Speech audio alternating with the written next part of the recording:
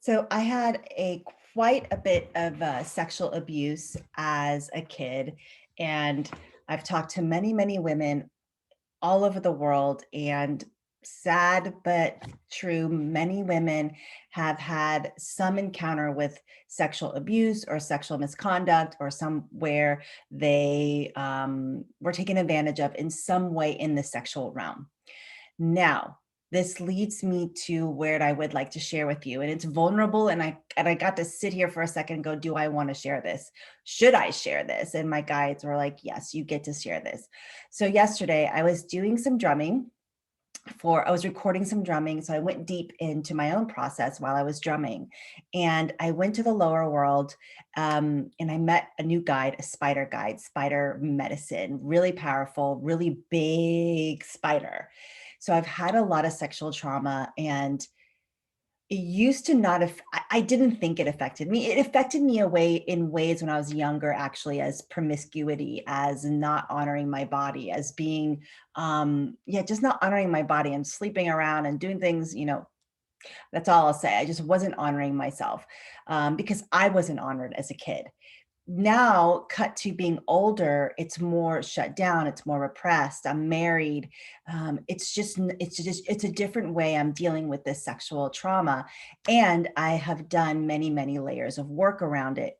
PS, guess what? The work never ends. So if you find yourself saying that, I've done this before, it's layered, right? We just get to be patient, and it's one layer after another. So I go down to the lower world and I meet this spider, and she starts going to work on me right away. Like she goes right into my second chakra, which is right there, your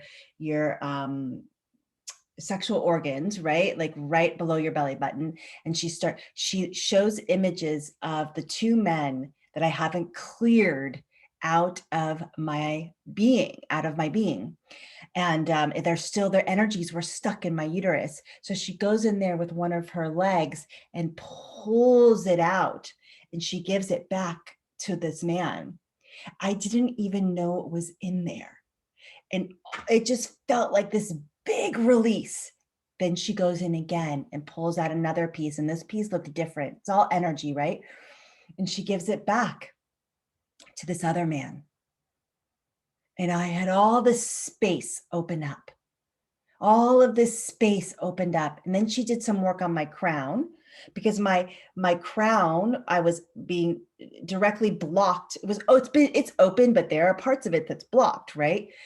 From the second chakra. She was doing this. And she just opened me up and really did this deep healing. And the reason I'm sharing this with you is because even if you've done work, and if you haven't done work on any kind of trauma, particularly sexual trauma, that's what we're talking about now. And sexual trauma could be something as simple but powerful as someone, you said no and someone pushed you, right? Like did not honor your boundaries. So if you haven't done the work, please find a practitioner to do the work with, therapist, practitioner, whatever, whoever you're called to. And if you have, get curious and be really clean around it, because energy gets in, and it's valuable to make sure that it's all cleared out. Now, do I know if it's all cleared out? I don't. These were two pieces that were ready to get cleared out and given back to the person that implanted them there. And this is why I love shamanism so much, because shamanism gets to see into the soul, into the body, into the energy. The guides are able to really see in your being of what's stuck. Now, when she took them out, I got to spend time filling up with power, filling up my chakra, owning my chakra, owning my power, owning my light, owning it all, and filling it back up. Now, I've been practicing shamanism for 20 years. That happened on it wasn't with a practitioner. It happened, and I got to trust the process. If you feel like you still need work, find someone to work with. Reach out to me if you feel called to me. If you don't feel called to me, reach out to someone else. It is not worth it to carry this around. It's not worth it to carry it around. Whether it's sexual trauma or some other trauma. And if you're like, yeah, shamanism's not my bag, reach out to someone else. But I'm sharing this with you because the power of being able to clean out, having the ability to clean out and continue cleaning out so that you can go into who you're meant to be, the spiritual warrior you're meant to be, the light warrior you're meant to be. These things clog up in our energy field and then weigh us down, and then it comes out in the thoughts, and then it comes out in patterns. Mine was coming out in like repression. And so it's like, this gave me one more like place where I can open, one more place I can open. So get support if you're even feeling there's a little bit there or something left. And then if you feel called, journey to spider. Oh my gosh, that was really powerful and really potent. So I wanted to share this with you and to know that you're not alone.